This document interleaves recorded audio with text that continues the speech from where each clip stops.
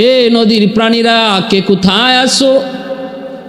আজ তোমাদের মেহমানদারি করাবো আমি সুলাইমান, আসো আমার মেহমানদারি কবুল করো। আল্লাহ পাক জলের সমস্ত প্রাণীকে আদেশ করলেন, আজ আমি আল্লাহ এক বেলা তোমাদের রিজিক দেব না, তোমরা যাও সুলাইমান তোমাদেরকে এক বেলা খানা খাওয়াবে। নবী লাইন ধরতে বললেন, সবাই যার যার মতো লাইনে দাঁড়াও, তাড়াহুড়া নয় ও শৃঙ্খলা নয়, একজন একজন করে খানা খাও, পর্যাপ্ত খানার ব্যবস্থা আছে, কোনো অসুবিধা হবে না। লাইনে দাঁড়ালো সবাই। সাগর থেকে বিশাল বড় একটা তিমি মাছ পিছন থেকে আওয়াজ দেয়া কয়, নবী গো আমি লাইন টাইন বুঝি না, ওগো নবী আমাকে আপনি তাড়াতাড়ি খানা দেন, আমার বড় প্রচন্ড ক্ষুধা, দেরি করলে আমি মরেও যেতে পারি, আমি লাইন বুঝি না, আমাকে বেলাইনে খানা দিতে হবে। নবী বলতেছেন, এটা কেমন কথা? এটা তো আমি একজন নবী, একজন পয়গম্বর, শৃঙ্খলা বজায় রাখতে হবে, ইনসাফ রাখতে হবে। তোমার আগে যারা লাইনে দাঁড়াইছে ইনসাফের বিচার হলো তারা আগে খানা খাবে, এরপরে তুমি খানা খাবে। কিন্তু তিমি মাছটা আওয়াজ দিয়া কয়, নবী গো একটু খেয়াল করেন, আমার দিকে তাকান, আপনি আছেন আপনার ইনসাফে আর আমি আছি আমার জীবন লয়া, একটু দেরি যদি হয় আর যদি না খেয়ে আমি মারা যাই, আল্লাহর দরবারে আপনার বিরুদ্ধে নালিশ দিব। এই কথা বলতেই সুলাইমান পয়গম্বর ভয় পেয়ে গেলেন, দুর্বল হয়ে পড়লেন। সত্যি তো যদি না খেয়ে মারা যায় তাহলে তো আমি আল্লাহর আদালতে জবাব দেওয়া লাগতে পারে। এবার নবী বললেন, ঠিক আছে ওই মাস্টারে আগে পাঠাও, আর তোমরা লাইনে থাকো, তিমি মাস্টারে বেলাইনে বাইপাস তারে আগে পাঠায় দাও। তিমি মাছটা বাইপাস খাবারের কাছে আসলো। সুলাইমান নবী বলতেছেন, বলো তুমি কেমনে খাবা, খানা শুরু করো, স্টার্ট করো।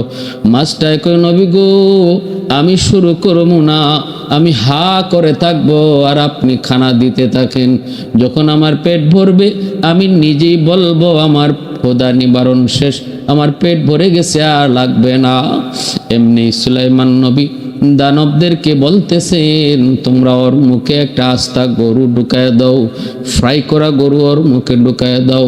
তিমি মাছটার মুখে ফ্রাই করা গরু ঢুকায় দেওয়া হয়, আস্তা একটা জঙ্গলি গরু ঢুকায় দেওয়া হয়। নবী মনে মনে ভাবছেন, হয়তো এই গরুটা একটা খাইলে তার পেট ভরে যাবে। কিন্তু মাছটা হা তো আর মুখ থামে না, হা যে করছে আর মুখ বন্ধ করে না। নবী দানবদেরকে বলে, আরেকটা গরু ঢুকায় দাও। ভাবছেন দ্বিতীয় একটা দিলে পরে হয়তো আর চাইবে না, কিন্তু না না না, মুখ তো বন্ধ করে নাও। নবী আবার কয়, ঠিক আছে ওর মুখে আরেকটা গরু ঢুকায় দাও। এইভাবে যখন দিতে থাকে নবী কয়, হাতি ঢুকাও। এইভাবে নবী কয়, বড় বড় মাছ ঢুকাও। যত তার মুখে ঢুকানো হইতেছে, যত বড় বড় প্রাণী, যত বড় বড় ভুনা করা খাবার তার মুখে ঢুকানো হয়, একবারের জন্য মুখটা এরকম আটায় না, মুখ বন্ধ করে না, হা যে করে আছে যেন তার খাবার আরো লাগবে। নবী কয়, কি ব্যাপার, তোমার কি পেট ভরে নাই? তিমি মাছটার জবান তো আল্লাহ খুলে দিয়েছে। তিমি মাছটায় কই, নবী কয়, এখনো আমার পেটের এক কোনা ও খবর হয় নাই। কি দিছেন আপনি? আসলে দিছেন না দেন নাই আমি তো বুঝতেছি না। নবী গো আমি তো পেটের ক্ষুধায় মরে যেতেছি, আরো দেন আরো দেন। মুহূর্তের ভিতরে সুলাইমান পয়গম্বর দানবদেরকে কয়, একে একে একে একে একে একে পুরা ডেগের সব খাওয়ান তার মুখে ঢেলে দেওয়া হচ্ছে। 40 কিলোমিটার এরিয়া পর্যন্ত যত খাবার ছিল অর্ধেক দেওয়া শেষ, এরপরও তিমি মাছের পেট ভরে না। নবী তো হতাশ, এমন একটা দুইটা না, অসংখ্য তিমি, অসংখ্য মাছ, আরো তো লাইনে দাঁড়ানো, এখনো তো কেউ খানা শুরুই করে নেই। শুধুমাত্র একটা তিমি মাছের খানা দিয়া শুরু হলো, অসংখ্য অগণিত সৃষ্টিকুল এখনো লাইনে দাঁড়ানো, এখনো বাকি। নবী তো হতাশ হয়ে গেলেন, হতাশ হয়ে গেলেন। নবী বলতেছেন, কি ব্যাপার, পেট কি ভরে নাই? কয়, না গো নবী, টের পাই নাই, আরো দেন। আল্লাহর পয়গম্বর এবার দানবদেরকে বলে, যা আছে সব দাও, অন্তত ওর অন্তত পেট ভরাও, ওর অন্তত পেট ভরাও, অন্তত ওর পেট ভরাও। 40 কিলোমিটার এরিয়া জুড়ে যত খাবার ছিল সব খাবার তুমি মাছের মুখে ঢুকায় দেওয়ার পরও এই মাছ এখনো হা করে আছে, এখনো মুখ বন্ধ করে না। আল্লাহর নবী সেজদায় পড়ে আল্লাহর কাছে কান্দে, মালিক তোমার কুদরত বুঝা বড় দায়। আল্লাহ, একটা মাছের কাছে আমি লজ্জিত হয়ে গেলাম, এখনো তার মুখ বন্ধ হয় না। মালিক আরো খানা চাই, আমার খানা তো যা ছিল সব তো শেষ হয়ে গেছে। আল্লাহ, এখন আমি কি করব, এখন কি করব? তুমি মাছটা আওয়াজ দেয়া কয়, নবী গো, ও গো আল্লাহর পয়গম্বর, আপনি আমার অনেক কষ্ট দিয়েছেন, অনেক ক্ষতি করে ফেলছেন গো নবী, খানা দেন না কেন? নবী কয়, খানা তো শেষ। এবার মাছটা কয়, নবী গো শুনেন, এত খাবারের আয়োজন করলেন, সব আমার মুখে ঢুকায় দিলেন, অথচ এই খাবার খাওয়ার পরে আমার এক লোকমা খানার সমতুল্য হয়েছে। আর ভালো করে শোনেন, আমার মালিক যিনি আমাকে প্রতিদিন প্রতি রাত সপ্তাহে সপ্তাহে বছরের পর বছর যে মালিক আমারে সাগরে খাওয়ায়, এই মালিক এমন লোকমা একটা না 3 লোকমা খাবার আমাকে ডেলি খাওয়ায়।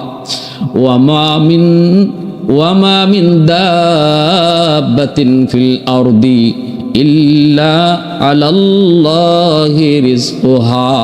আল্লাহ পাক রব্বুল আলামিন কয়, জমিনের ভিতরে যত প্রাণী আছে সমস্ত প্রাণীকুলের রিজিক আমি আল্লাহর হাতে, আমি আল্লাহ তাদেরকে রিজিক দেই। ভাইরা বন্ধুরা, এবার একটু বুঝো, এই যুবক, ওই যে দেখো না একজন রিক্সাওয়ালা ভাই পকেটটা খালি করে বের হয়েছে, বিকালবেলা পকেটটা ভরে তারে বাসায় পাঠিয়ে দেখে তিনি আমার আল্লাহ। পাখিটা সকালবেলায় খালি পেটে বের হয়, জানে না কোথায় তার রিজিক আছে। বিকালবেলা ওই পাখিটাও পেট ভরে আবার তার বাসায় বাচ্চাদের কাছে ফিরে আসে। ফিরায় কে, খাওয়ায় কে? তিনি হলেন আমার আপনার মালিক আল্লাহ, তিনি আমার আপনার মালিক আল্লাহ। সকালবেলাও একটা মাছ সাগরে নামে পাক আহারের সন্ধানে, জানে না কোথায় তার খাবার, কিভাবে পেট ভরবে। বিকালবেলা আল্লাহ তাকেও পরিপূর্ণরূপে খাদ্য পেটে দিয়ে আল্লাহ তারে বিকালে ফিরায়। এজন্য আল্লাহ কয়, মানুষ একটু মনে রাখো, এই জমিনের ভিতরে যত প্রাণী দেখো, ছোট হোক বড় হোক, রিজিক আমি আল্লাহর হাতে, আমি রিজিক দেই, আমি আল্লাহ রিজিকের ব্যবস্থা করি। এজন্য ভাই, আল্লাহর এত বড় পয়গম্বর সুলাইমান চেয়েছিলেন মালিকের কাছে এক বেলা তিনি আল্লাহর সমস্ত মাখলুককে খাওয়াবেন। আল্লাহ দেখায় দিছে, সুলাইমান, একটা মাছ রে তুমি 3 লোকমা খানা দিতে পারলা না, 1 লোকমা খানাতে তোমার সব আয়োজন শেষ হয়ে গেল। অথচ আমি আল্লাহ ওই মাছটারে এমন 3 লোকমা খাবার প্রতিদিন খাওয়াই। সুবহানাল্লাহি ওয়া বিহামদিহি, সুবহানাল্লাহিল আযীম। আলহামদুলিমান কদ্দারা খাইরাম ওয়া কাবালা, আলহামদুলিমান কদ্দারা খাইরাম ওয়া কাবালা, ওয়া শুকরু লিমান সাওয়ারা হুসনাম ওয়া জামালা। ফরদুন সামাদুন আন সিফাতিন খালকি বারিউন, রব্বুন আযালিয়ুন খালাকাল খালকা কামালা। লা জিদ্দা ওয়ালা নিদ্দা ওয়ালা হাদ্দা লিমাওলা, লা জিদ্দা ওয়ালা নিদ্দা ওয়ালা হাদ্দা লিমাওলা। আল আনা কামা কানা ওয়ালাম ইয়ালকা যাওয়ালা, আল আনা কামা কানা ওয়ালাম ইয়ালকা যাওয়ালা। এত বড় পয়গম্বর সুলাইমান, এত বড় ক্ষমতাসীন, আল্লাহর কুদরতি কদমে পইরা নিজেকে সারেন্ডার করলেন। মালিক তুমি রাজ্জাক, আল্লাহ এই রিজিকের দায়িত্ব নেওয়ার ক্ষমতা কোনো মানুষের হয় না। বাইতুল মুকাদ্দাসের নির্মাণ কাজ শুরু করান বাবা দাউদ পয়গম্বর, তিনি আল্লাহর পয়গম্বর। ছেলে সুলাইমান, তিনি আল্লাহর পয়গম্বর। জিনদের দ্বারা জিন্নাতের দ্বারা সুলাইমান আল্লাহর ঘর বাইতুল মুকাদ্দাসের নির্মাণ শুরু করাইছেন। এবার জিন্নাতগুলি পাগলের মতো কাম করতেছে, আল্লাহর ঘর বাইতুল মুকাদ্দাসের নির্মাণ কাজ শুরু হয়েছে। এইদিকে সুলাইমান পয়গম্বর তিনি দাঁড়ায় আছেন লাঠিতে বড় করে, যেভাবে একজন কন্ট্রাক্টর দাঁড়ায় থাকে আর লেবাররা কাম করে, নবী দাঁড়ায় দাঁড়ায় পাহারা নেন, দাঁড়ায় দাঁড়ায় তিনি তাদেরকে দেখশন করেন। আর জিন্নাতেরা রাত নাই দিন নাই তারা কাম করে। সুলাইমান পয়গম্বর হঠাৎ একদিন দেখতে পেলেন অপরিচিত একজন মানুষ ওনাকে সালাম দেয়। নবী জিজ্ঞেস করলেন, কি ব্যাপার, কি আপনি কেন সালাম দিলেন? এইবার লোকটাই কয়, নবী গো, আমাকে আপনি চিনবেন না, পৃথিবীর কোনো মানুষ আমাকে চেনে না, আমি পৃথিবীর সব মানুষকে চিনি। যে আমার একবার চিনি আর সে দুনিয়াতে থাকে না, আমার নাম মালাকুল মউত আজরাইল। এত বড় ক্ষমতাসীন একজন বাদশাহ, যারে আল্লাহ পাক নবুয়তিও দান করেছেন, তামাম দুনিয়ার বাদশাহীও দান করেছেন, তাকেও দুনিয়াতে থাকার সুযোগ আল্লাহ দেয় নাই। এমনকি দেয় নাই তা না, মৌতের আগ মুহূর্তটাতে পর্যন্ত আল্লাহ তার মৌতের খবর আল্লাহ দেয় নাই, তার মেসেজ দেয় নাই, তুমি গো আপনি রেডি হন, আপনার মৌতের টাইম হয়ে গেছে। এজন্য আল্লাহ রব্বুল আলামিন কার কখন কোন অবস্থায় মরণ হবে এটা পৃথিবীর কেউ জানে না, আল্লাহ কাউকে জানানো না, জানেন শুধু আল্লাহ। মৌতের আগ মুহূর্তে আল্লাহ পাক মালাকুল মউত আজরাইলকে আদেশ করেন আর ইনি নিয়ে যায়।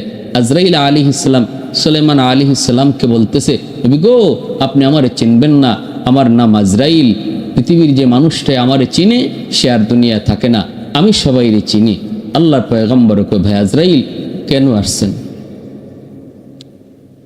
মালাকুল মউত আজরাইল কয়, নবী গো আমার কাম একটা, ওই আমার ডিউটি একটাই, আমি কারোর সাথে গল্প করার জন্য আসি না, আমি কারো বাড়িতে মেহমানদারির জন্য আসি না, আমার ডিউটি একটাই, জান কবজ।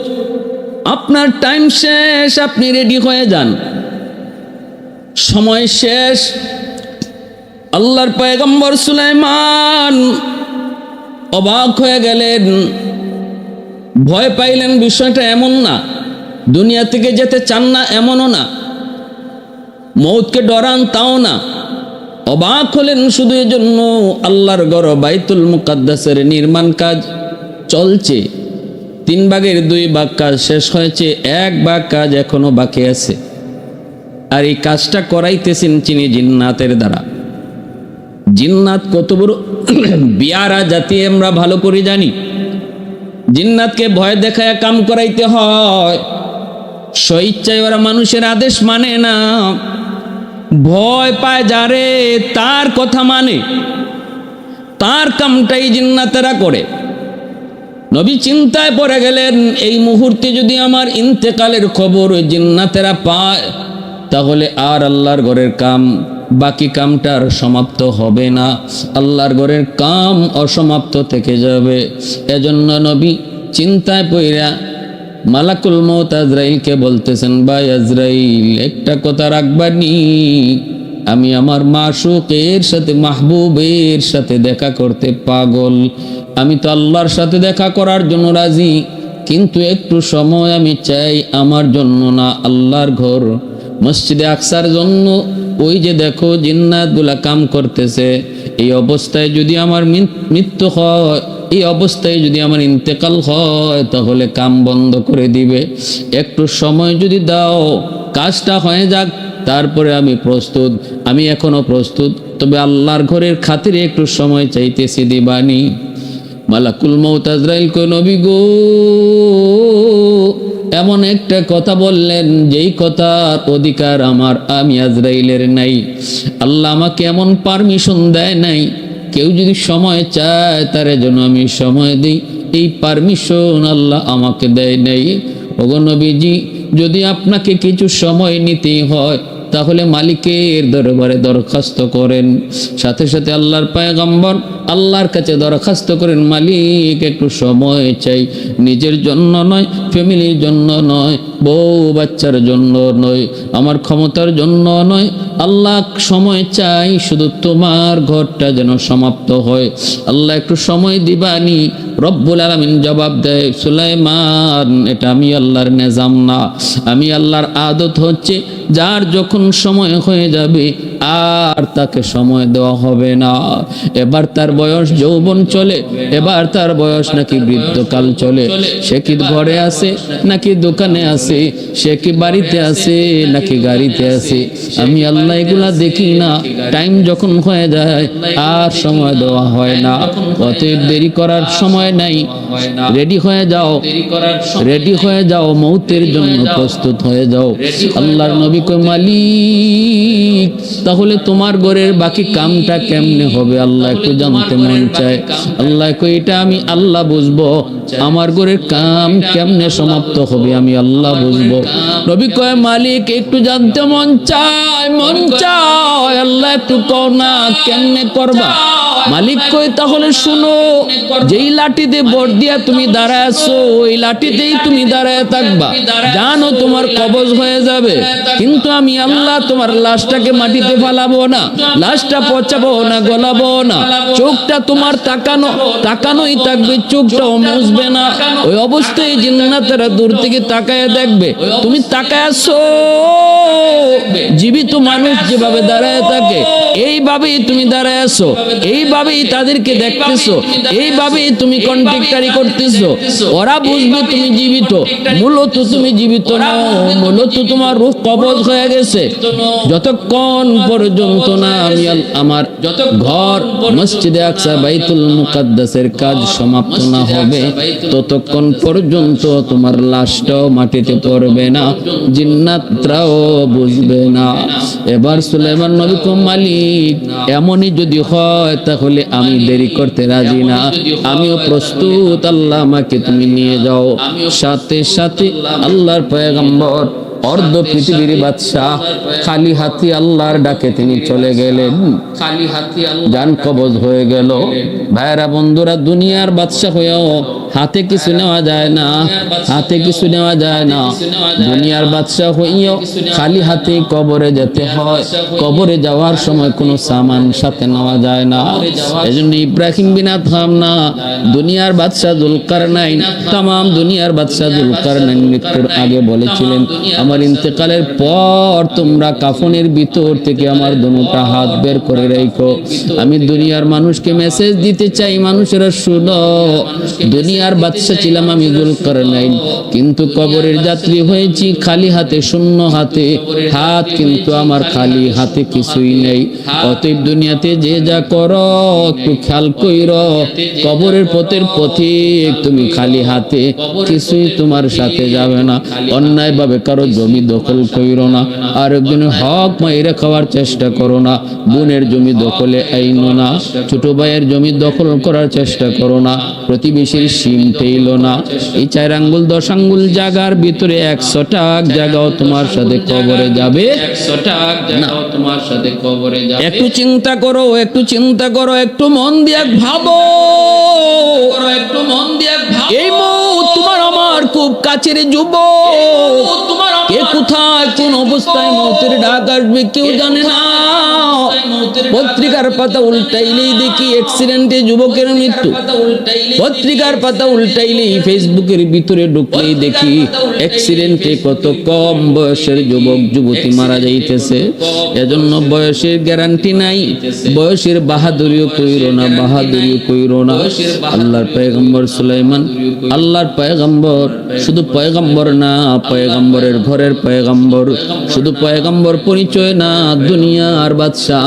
মৌতের আগে সময় পান নাই, আল্লাহ পাক রব্বুল আলামিন কবজ করে রূহটা কবজ করে নিয়ে গেলেন আজরাইলের মাধ্যমে। লাশটা এভাবে আল্লাহ দাঁড় করে রাখলেন, আল্লাহ তার কথা মতোই লাশটা এভাবে দাঁড় করে রাখলেন। এরপরে আমার ভাইরা বন্ধুরা কাজ শুরু হলো। জিন্নাতেরা মনে করতেছে উনি তো দাঁড়ায় কাজ দেখতে করতেছেন। অতএব না ফাঁকিবাজি করার কোনো সুযোগ নাই। দিন যায় রাত যায়, জিন্নাতেরা কাম করে, হরদম তারা কাম করে। ঘটনা কি, নবী তো এমন ভাবে তাকায় আছে, লড়েও না চড়েও না, মনে হয় আল্লাহর পক্ষ থেকে কাজের বড় দ্রুত কাম শেষ করার অর্ডার আসছে। অতএব লড়ালড়ি করো না, তা কাম দ্রুত চালাও, দ্রুত চালাও। ভাইরা বন্ধুরা, এইভাবে একদিন দুই দিন নয়, একটা বৎসর পর্যন্ত নবীর ইন্তেকালের পর আল্লাহ পাক তার লাশটাকে লাঠির মধ্যে দাঁড় করায় রাখছেন। যখন আল্লাহর ঘর মসজিদে আকসার কাজ সমাপ্ত হয়, যেই টাইমটাতে কাজ সমাপ্ত হলো, ওই টাইমটাতেই লাশটা লাঠি থেকে ভর দেওয়া অবস্থা থেকে মাটিতে ঢলে পড়লো। জিন্নাতেরা দৌড়ে আসলো, নবী পইরা গেল। ঘটনা কি, জিন্নাতেরা আসলো, আয়েশা তারা তার হাত ধরছে, পায়ে ধরছে। জিন্নাতেরা দইরা তারা বুঝতে পারলো বডির কন্ডিশন কয় নবী এখন মারা যায় নাই, নবী আরো বহু আগেই মারা গেছে। কতদিন আগে মারা গেছে? জিন্নাতেরা এইবার পরীক্ষা শুরু করছে। ওই দিন জিন্নাতেরা যদি পরীক্ষা না করতো, কতদিন আগে আল্লাহর পয়গম্বর সুলাইমান নবীর ইন্তেকাল হলো, এই বিষয়টা যদি জিন্নাতরা তখন তদন্ত না করতো, আজও পর্যন্ত আমরা পৃথিবীর মানুষ কেউ জানতাম না নবীর কত আগে ইন্তেকাল হয়েছিল। কেমনে পরীক্ষা করলো? তাফসীরের কিতাবের মধ্যে লিখেন, যতটুকু উনার যে লাঠিতে উনি বর দেওয়া ছিলেন, এই লাঠিটা গুণ পোকায় খাইছে, ওই পোকায় খাইছে, ওই পোকায় খাইছে, যতটুকু ওই পোকায় খাইছে লাঠিটা, এতটুকু তারা আগে যাচাই করেছে, এতটুকু আগে তারা মাপ নিছে। এরপরে লাঠির সমান আরেকটা ভালো লাঠির মধ্যে ওই পোকাটা লাগাইয়া দিছে। ওই পোকাটা একদিনে যেই পরিমাণ এই লাঠিটা খাইতে পারছে, এই একদিনের খানাকে হিসাব কইরা যতটুকু এই নবীর লাঠিটা খাইছে, এই হিসাবটা তারা বের করে জানাইছে আজ থেকে 1 বছর আগে নবীর ইন্তেকাল হয়েছে। সুবহানাল্লাহি ওয়া বিহামদিহি, সুবহানাল্লাহিল আযীম।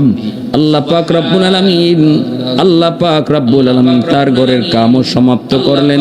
এইদিকে নবীর ইন্তেকালও তার টাইম মতো হয়ে গেল। এজন্য ভাইরা, যে যত ক্ষমতার মালিক হও না কেন, মরণ ভুইল না। মরণ কিন্তু পিছনে পিছনে ঘুরে। তামাম দুনিয়ার বাদশা হওয়ার পরেও, এমনকি শুধু বাদশা না, আল্লাহর পয়গম্বর হওয়ার পরেও একটু সময় আল্লাহর কাছ থেকে চায় নিতে পারে না। রে যুবক, অতএব কিসের বাহাদুরি করো, কিসের বাহাদুরি করো? আল্লাহ পাক রব্বুল আলামিনের আদেশ যখন আসবে, যে টাইমে আসবে, যেখানে থাকি না কেন, যে অবস্থায় থাকি না কেন, সাথে সাথে মৌতের জন্য প্রস্তুত থাকতে হবে। রাসূলকে আকসিরু যিকরা হাদিমিল লাযাতিল মাউত, যে যত বেশি মৌতের কথা ইয়াদ করব, আল্লাহ যে যত বেশি মৌতের কথা ইয়াদ করব, রাসূল কয় বেশি বেশি মৌতের কথা ইয়াদ করো, তা যেই মৌত চিরদিনের জন্য তোমার সকল আশা ভরসাকে ধ্বংস করে দিবে। আরেক হাদিসে রাসূল কয় দিনে যদি 40 বার কেউ মৌতের কথা ইয়াদ করে, আল্লাহ তারে শহীদি মরণ দান করবে। অন্তত ঘুমানোর সময় একটু মৌতের মুরাকাবা করি। অন্তত এই বয়ান থেকে আমরা এই সবকটা নিই, ঘুমানোর সময়, সারাদিন যদি নাও পারি, ঘুমাইবার সময় অন্তত একটু মৌতের কথা ইয়াদ করি, যে এই ঘুমটা তো ঘুম না, এই ঘুমটা তো মৌত, ঘুমটা তো মৌত। আমরা এই দোয়াটাই পড়ি, আল্লাহুম্মা বিসমিকা আমুতু ওয়া আহইয়া, আল্লাহ তোমার নামে মরতেছি।